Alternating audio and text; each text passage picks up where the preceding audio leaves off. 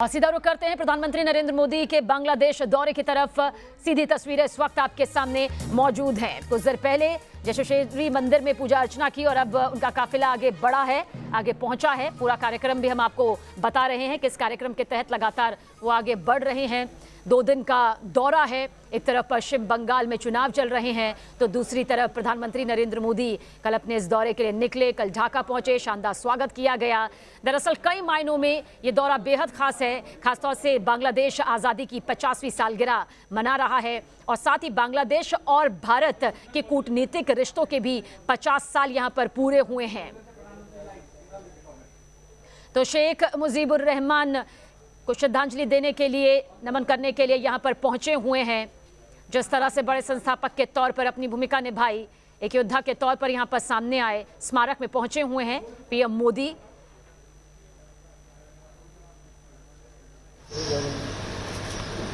अल्लाहुम्मा आमीन।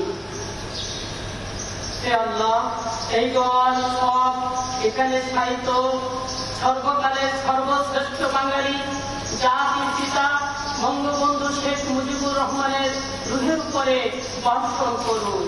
তাকে আপনি শহীদের মর্যাদা দান করুন এবং বেহেশতে শ্রেষ্ঠতম স্থানে অধিষ্ঠিত করুন।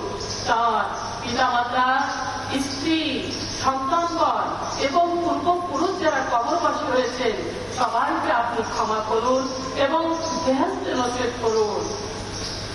বাংলাদেশের স্বাধীনতা যুদ্ধে যারা শহীদ হয়েছেন তাদের উপর আপনার বিশেষ রহমত দান করুন এবং তাদের সবাইকে বেহেশতে নসিব করুন। হে আল্লাহ, দেশ পরিচালনায় মাননীয় প্রধানমন্ত্রী যে অক্লান্ত পরিশ্রম করছে তাকে আপনি অসীম সাহস, সামর্থ্য, সুস্বাস্থ্য, দীর্ঘায়ু এবং সহায়তা দান করুন। হে আল্লাহ, ভারতের মাননীয় প্রধানমন্ত্রী বাংলাদেশ সফরে এসেছেন, আপনি তার দীর্ঘ হায়াত দান করুন। বাংলাদেশ এবং ভারতে সুসম্পর্ক বজায় রাখার তৌফিক দান করুন। আমিন।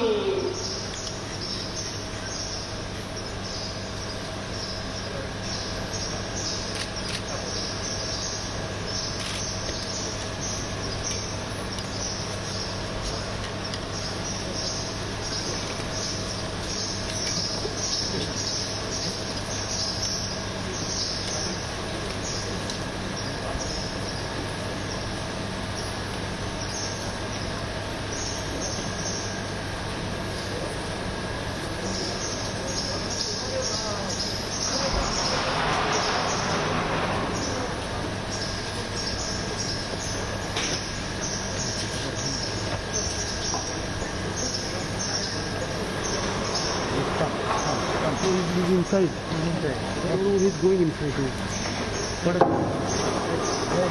no.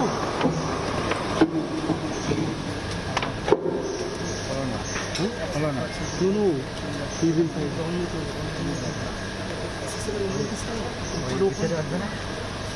Open ना. After that. तो प्रधानमंत्री नरेंद्र मोदी के बांग्लादेश दौरे का आज दूसरा दिन है। शेख मुजीबुर रहमान जो कि ये बांग्लादेश के संस्थापक हैं, रहे जनक जिन्हें कहा जाता है, अवामी लीग के अध्यक्ष थे। बांग्लादेश की तस्वीर बदलने में एक बड़ी भूमिका उनकी रही।